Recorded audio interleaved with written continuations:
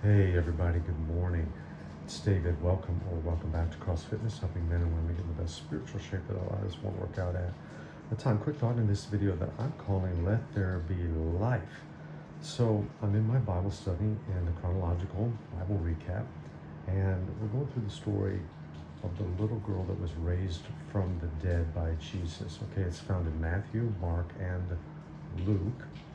The most detailed depiction of this story is found in the Gospel of Mark, chapter 5, beginning at verse 21. If you want to reference this, it's a beautiful rendering of the story, but basically Jesus has a crowd around him, and the synagogue leader named Jairus falls at his feet. Very unusual that he does, and says, Master, my little girl is dying. Please come and heal her. And so Jesus says, yes, I will. And on the way, a woman with an issue of blood, famously touches him. He's been bleeding for 12 years.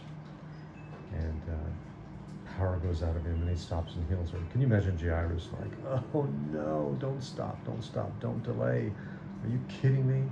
My daughter's in the throes of death, and we're stopping, to find out that somebody touched you. Well, all in God's plan, all in God's timing. But as you know, Jesus heals the woman and calls her daughter. First time I believe that happens in the New Testament. It's a sweet thing. Anyway, as they resume their walk towards the man's house, a servant comes and says, "Don't trouble the teacher. Your daughter is dead." And so Jesus dismisses the crowd and only takes a couple of disciples, I think Peter and John with him. Just come with me. And he says to Jairus in this moment of angst and terror and tension, anxiety and pressure and stress, he said, "Do not fear, only believe." And then he goes to the house. And this is where I'm going with this video today. The professional wailers are out there crying. The girl is obviously deceased, and he arrives on the scene, and he says this, it's basically, I'm paraphrasing, "Don't worry, she's not dead, she's asleep." And then they mock him a little bit and laugh, like, well, of course she's dead.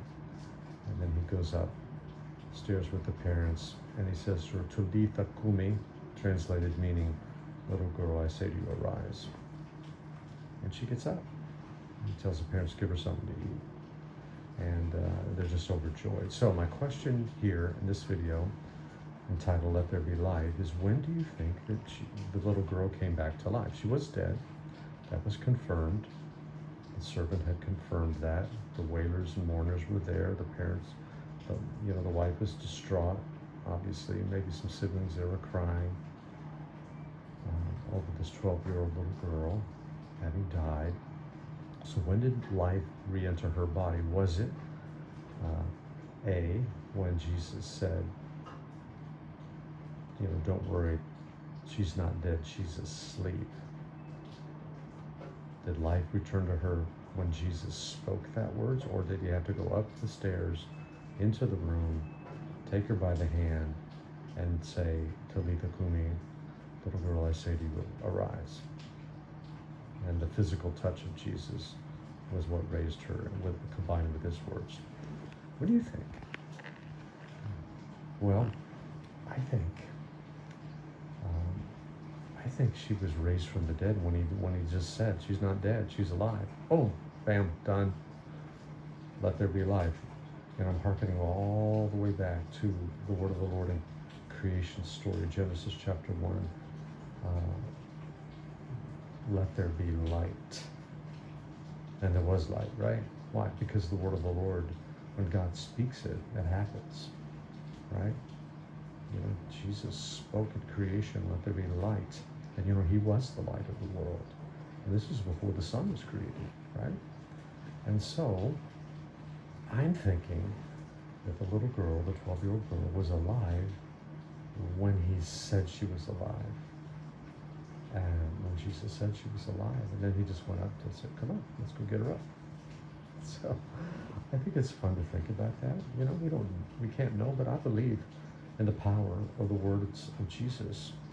You know, I wonder if the universe is expanding at the speed of sound, just because God says, let there be, and stars in the universe, if they're just continuing to expand, you know. I don't know that. Maybe they're expanding at the speed of light, 186,000 miles per second. I don't know that either.